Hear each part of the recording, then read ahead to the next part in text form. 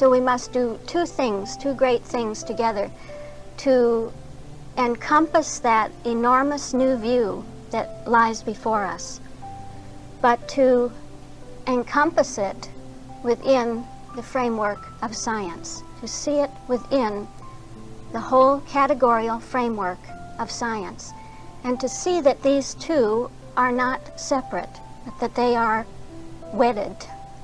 The bigness of the idea, the newness of the idea, the greatness of it is one with the structure of science, the structure of being itself. Well, I was reminded that I had seen in earlier days that the model of being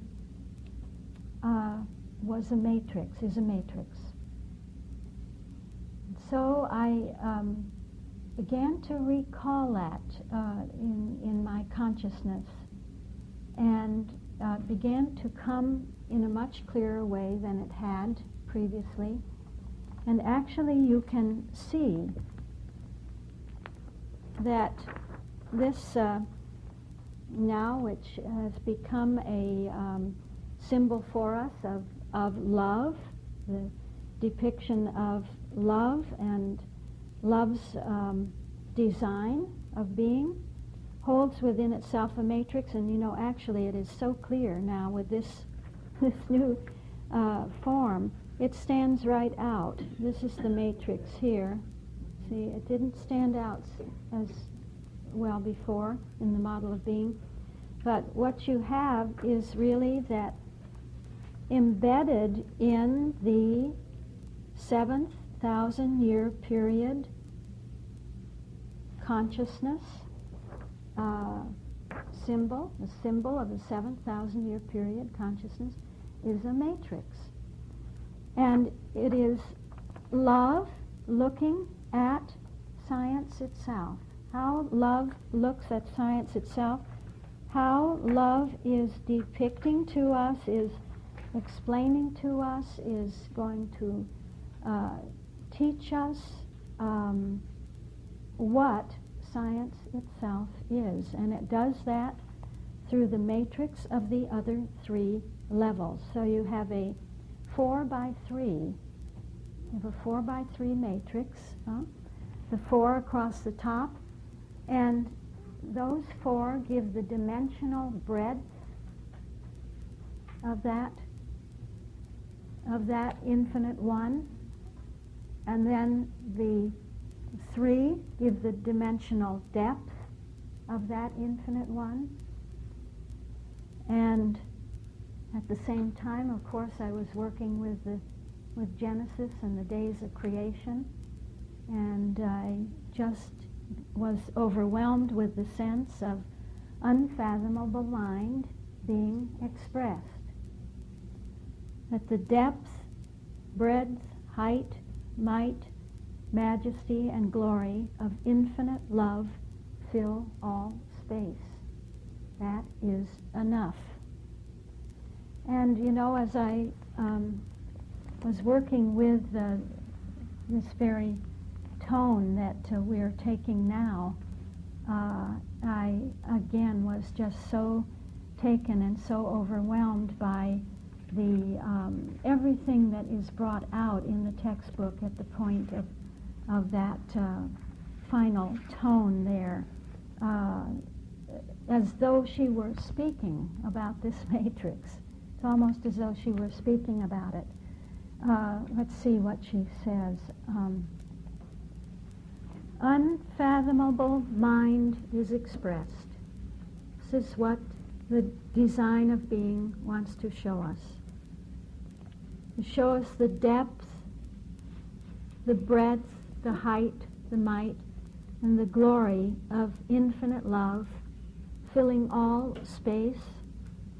There isn't any other space but the space of the dimensional breadth and the dimensional depth of being, which includes the might and majesty and glory of infinite love. that human language can never depict this. See, it's the language of the 7th 1,000-year period. It's not the human language. It's capitalized terms. There are no small text terms, so to say, in this depiction. It's capitalized terms. Human language could only repeat an infinitesimal part of what exists, but this is the language of spirit.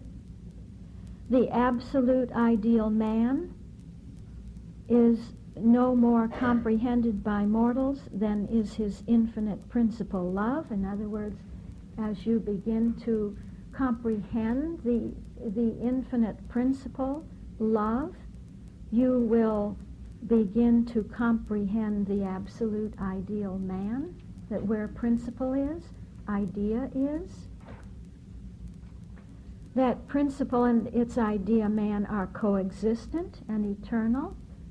So where principle is, man is, that the true man, that true form of the 6,000-year period is embedded in this matrix.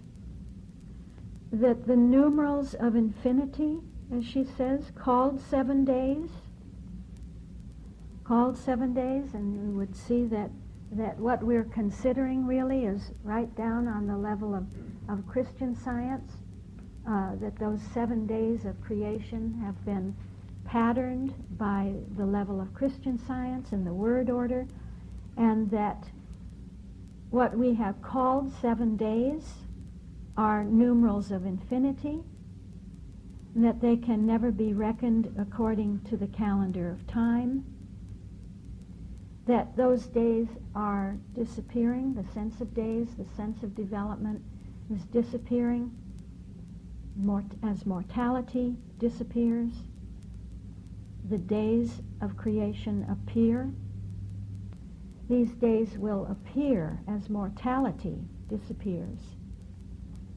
And these days, this development, this evolution of consciousness that we have been seeing over this weekend, this evolution of consciousness will reveal to us eternity, newness of life, in which all sense of error forever disappears and thought accepts the divine infinite calculus.